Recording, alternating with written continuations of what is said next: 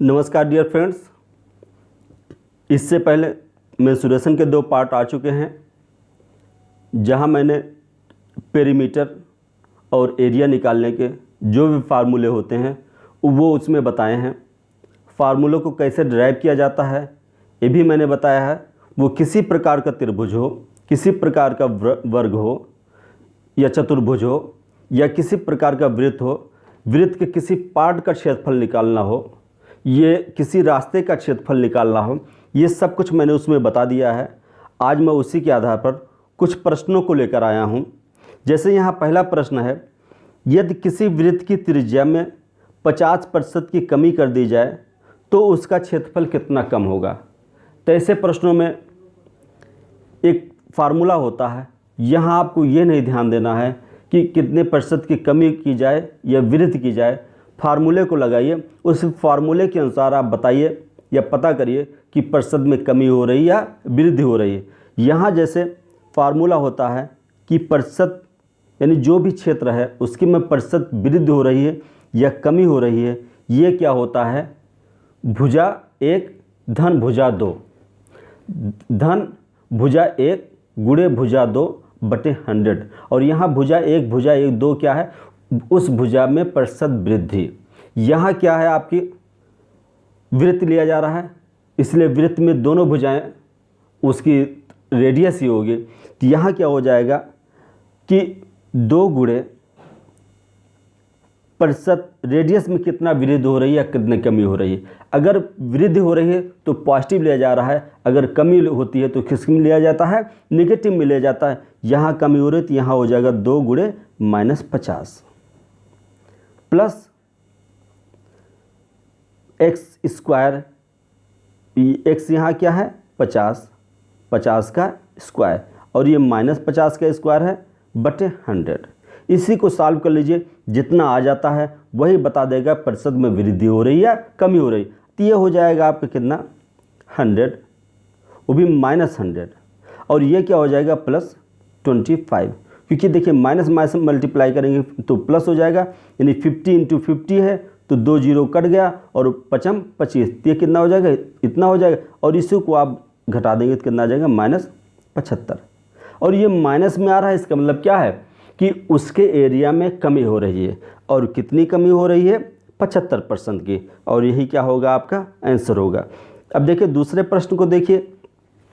दूसरा प्रश्न ये कहता है कि यदि एक आयत की लंबाई में 30% की वृद्धि और चौड़ाई में 15% की कमी कर दी जाए तो आयत के क्षेत्रफल में कितने प्रतिशत की वृद्धि होगी या कमी होगी।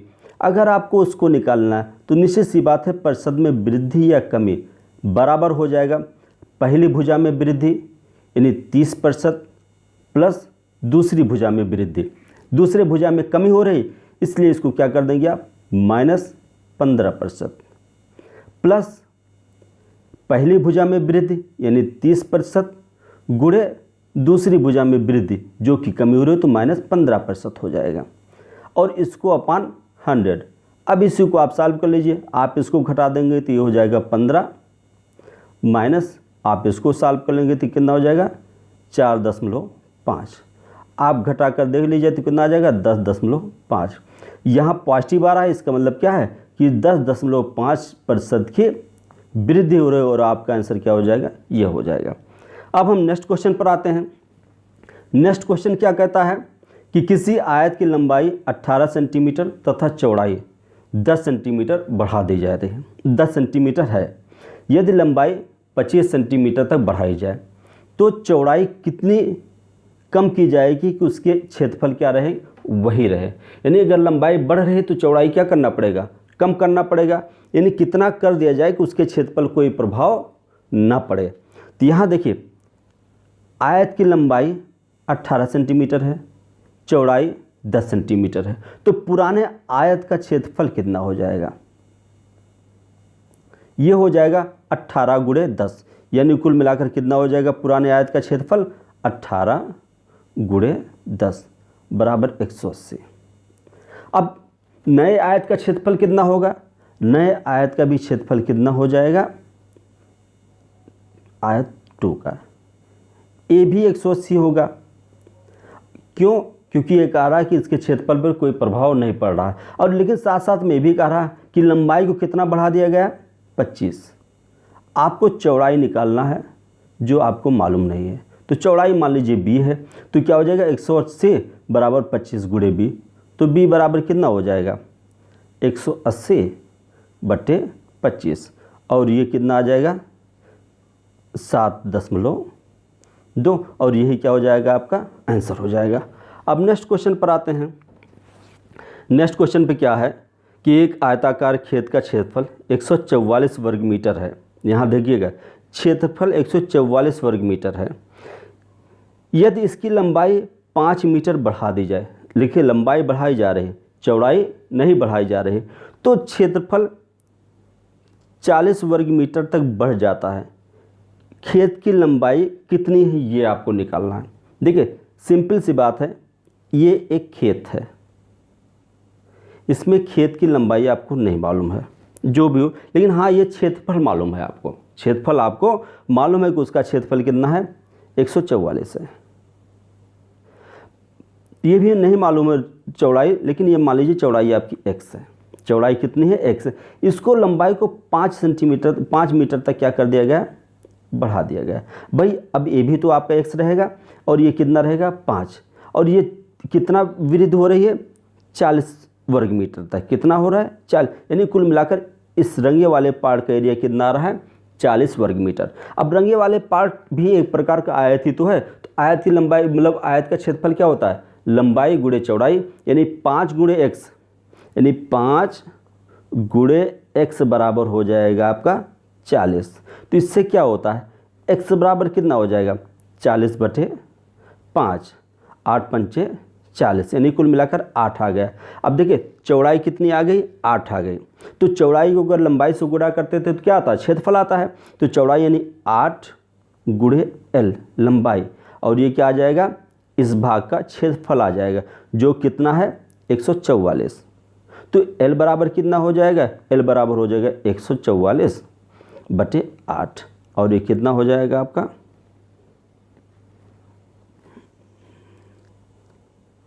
18 मीटर। यही क्या हो जाएगा आपका आंसर हो जाएगा। अब देखिए नेक्स्ट क्वेश्चन पर आते हैं। नेक्स्ट क्वेश्चन क्या है, 7 मीटर लंबे और 5.6 मीटर चौड़े एक कमरे में चारों तरफ 30 सेंटीमीटर जगह छोड़कर कालीन बिछाना है। कालीन का क्षेत्रफल निकालना है। कुल मिलाकर जैसे ये कोई कमरा है, ये कोई कमरा है, तो यहाँ कह रहा है कि 30 सेंटीमीटर क्या कर देना आपको छोड़ देना है, यानी ये लंबाई कितनी है 30 सेंटीमीटर। इतनी लंबाई क्या कर देना आपको छोड़ देना है, और बाकी इस एरिया पर क्या करना है आपको कालीन बिछाना है। जहाँ ये दिया है कमरे की लंबाई 7 मीटर है और चौड़ाई कितनी है 5.6 मीटर। तो अब देखिए जो कालीन वाला पार्ट है इसकी लंबाई और चौड़ाई कितनी हो जाएगी। तो निश्चित सी बात है कालीन की लंबाई हो जाएगी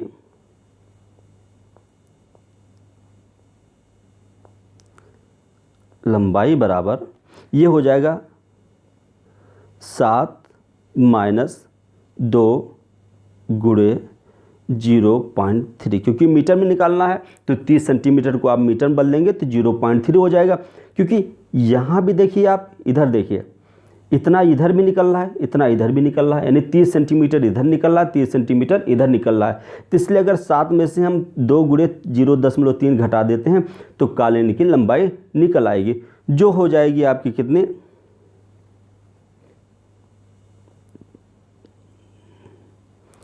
6.4 मीटर। ऐसे आप कालीन की चौड़ाई निकाल लेंगे, चौड़ाई भी इसी फार्मूले से निकाल लेंगे, क्या कि 5.6 माइनस 2 गुणे 0.3, और ये कितना हो जाएगा आपका 5 हो जाएगा। तो यानी कुल मिलाकर कालीन की लंबाई आ गई 6.4 मीटर और चौड़ाई कितनी आ गई 5 मीटर। अगर आपको कालीन का क्षेत्रफल निकालना है तो क्षेत्रफल बराबर क्या हो जाएगा कालीन का, ये हो जाएगा लंबाई गुणे चौड़ाई, नहीं 6.4 गुणे 5 बराबर कितना हो जाएगा आपका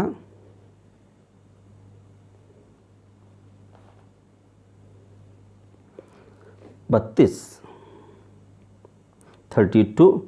मीटर स्क्वायर, और यही क्या हो जाएगा, आपका आंसर हो जाएगा। अब देखिए नेक्स्ट क्वेश्चन पर आइए।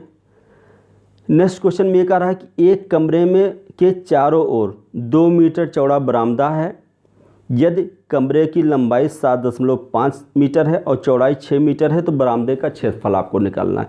जैसे ये कोई कमरा बना हुआ है, ये कोई कमरा है, कमरे की लंबाई कितनी है 7.5 मीटर और चौड़ाई कितनी है 6 मीटर। यहाँ इसके चारों तरफ क्या बना है, एक बरामदा बना हुआ है कमरे के चारों तरफ, और ये बरामदा आपका 2 मीटर चौड़ा है। आपको इसी बरामदे का क्षेत्रफल निकालना है। तो इस बरामदे के क्षेत्रफल निकालने के लिए आप क्या करेंगे, ऐसे में बरामदे का क्षेत्रफल, बरामदे का ये होता है 2 गुणे बरामदे की लंबाई, यानी L1 मान लीजिए, ब्रैकेट में क्या हो जाएगा L प्लस B, जहाँ L क्या है कमरे की लंबाई और B क्या है कमरे की चौड़ाई, और plus 2 into L1।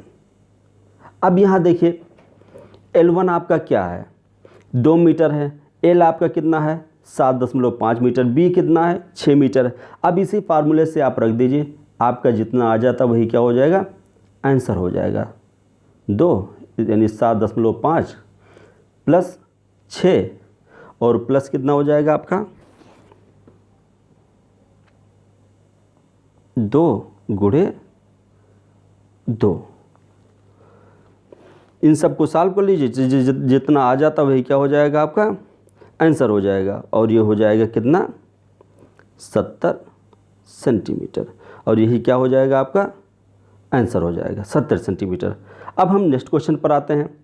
Next question में क्या है, एक आयताकार मैदान की एक भुजा 4 मीटर है तथा इसमें एक विकर्ण 5 मीटर लंबा है।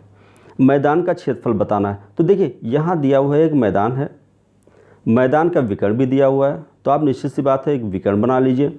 विकर्ण आपका 5 मीटर दिया हुआ है, एक भुजा आपकी 4 मीटर दी है, तो आपको दूसरी भुजा अगर निकल आए तो मैदान का क्षेत्रफल निकल आएगा। तो ऐसे स्थिति में क्या होता है कि एक आयताकार मैदान है, इसलिए इसमें क्या करिए पाइथागोरस प्रमेय लगा दीजिए। अब पाइथागोरस प्रमेय लगा कर क्या करिए आप दूसरी भुजा निकाल लीजिए। दूसरी भुजा मान लीजिए L है, L बराबर हो जाएगा 5 का वर्ग माइनस 4 का वर्ग, और ये हो जाएगा 3।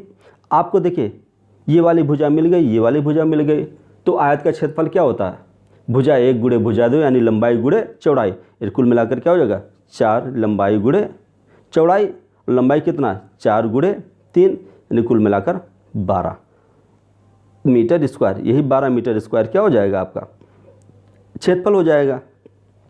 अब नेक्स्ट क्वेश्चन पर आइए। यदि किसी त्रिभुज का आधार दुगना तथा ऊंचाई आधी कर दी जाए तो परिवर्तन से पूर्व तथा बाद के क्षेत्रफलों का क्या अनुपात होगा। तो देखिए यहाँ क्या करिए, त्रिभुज का क्षेत्रफल कितना क्या होता है, त्रिभुज का क्षेत्रफल होता है 1/2 आधार गुणे ऊंचाई। मान लीजिए उसी त्रिभुज का जो भी दिया है आधार कितना है x है और ऊंचाई कितनी है y है, तो त्रिभुज का क्षेत्रफल क्या हो जाएगा 1/2 गुणे x और गुणे y, पहले त्रिभुज का क्षेत्रफल। अब इसमें क्या कह रहा है कि जो एक नया त्रिभुज बनाया जा रहा है उसमें क्या किया जा रहा है कि आधार को आधा कर दिया जा रहा है। तो आधार क्या हो जाएगा आधार दुगना कर दिया जा रहा है, ऊंचाई आधा कर दी जाएगी। तो आधार क्या कर दीजिए आप दुगना कर दीजिए, आधार यहाँ x है तो यहाँ आधार क्या कर दीजिए नए त्रिभुज का 2x कर दीजिए, और ऊंचाई को क्या कर दीजिए आप आधी कर दीजिए। ऊंचाई आपकी y है तो दूसरे त्रिभुज में ऊंचाई क्या हो जाएगी 1/y। अगर आप इसको सॉल्व करेंगे y/2, अगर आप इसको सॉल्व करेंगे 2 से 2 कट गया और क्या हो जाएगा ये भी हो जाएगा 1/2 xy, ये भी आपका 1/2 xy, ये भी 1/2 xy, तो दोनों में अनुपात क्या हो जाएगा 1:1 हो जाएगा। अब नेक्स्ट क्वेश्चन पर आइए। यदि किसी समबाहु त्रिभुज की एक भुजा 4√3 सेंटीमीटर है तो उसका क्षेत्रफल क्या होगा। तो ऐसे प्रश्न बहुत सिंपल होते हैं, साधारण सा फार्मूला लगाइए और आपका आंसर आ जाएगा। समबाहु त्रिभुज का क्षेत्रफल क्या होता है 4√3 अपान 4 इंटू भुजा स्क्वायर, भुजा की घात 2। तो ये बराबर क्या हो जाएगा, √3 अपान 4 गुणे 4√3 का स्क्वायर। आप इसी को सॉल्व कर लीजिए, जितना आ जाए वही क्या हो जाएगा, आपका आंसर हो जाएगा। तो निश्चित सी बात है 1 4 कट जाएगा, 1 4 और बचेगा, 3 3 9 रूट घटाएंगे तो 3 आ जाएगा, तो 3 चौक 12√3 है। लेकिन यहाँ कहीं 12√3 दिख नहीं रहा है, √3 अंदर में है, अंडर में नीचे है, सब में √3 से मल्टीप्लाई कर दीजिए आप। √3 से मल्टीप्लाई करेंगे तो क्या हो जाएगा, 12 24 बातें 36, ये हो जाएगा 36 और अपान √3। ऐसा कहीं है नहीं, तो आपका आंसर क्या हो जाएगा, 5वां हो जाएगा। अब नेक्स्ट क्वेश्चन पर आइए। नेक्स्ट क्वेश्चन क्या रहा है, एक त्रिभुज की भुजाओं के मध्य बिंदुओं को मिलाकर एक त्रिभुज बनाया गया है। इस नए त्रिभुज के क्षेत्रफल और मूल त्रिभुज के शेष भाग के क्षेत्रफलों का अनुपात बताइए। जैसे यहाँ क्या कह रहा है कि एक त्रिभुज है, मान ले त्रिभुज आपका क्या है, ए बी और सी। यहाँ इनके मध्य बिंदु ले लीजिए, मध्य भाग को मिलाया जा रहा है तो मध्य बिंदु ले लीजिए। ये हो जाएगा डी, ये हो जाएगा ई और ये हो जाएगा एफ। इनके मध्य बिंदुओं को मिला दीजिए आप। मिलाने के बाद देखिए एक त्रिभुज बन रहा है, नहीं बन रहा है। इसमें ये कह रहा है कि ये वाला त्रिभुज और जो शेष त्रिभुज का भाग बच रहा है, एक हिस्सा ये बच रहा है, एक हिस्सा देखिए आपका ये बच रहा है और एक हिस्सा ये बच रहा है। 3 हिस्सा बच रहे हैं और एक हिस्सा घेरा हुआ त्रिभुज का। तो इन दोनों में अनुपात क्या होगा। ऐसे सवालों में कुछ नहीं करना रहता है कि गेस करिए। ये मान लीजिए कि ये जो त्रिभुज बन रहे हैं, ये त्रिभुज क्या है, लगभग बराबर हैं। तो निश्चित सी बात है कि अगर ये चारों त्रिभुज बराबर है तो इनमें अनुपात क्या हो जाएगा, इसका 1 बाहर का 3 यानी 1:3। यही आपका क्या हो जाएगा, आंसर हो जाएगा। आज के लिए बस इतना ही, धन्यवाद।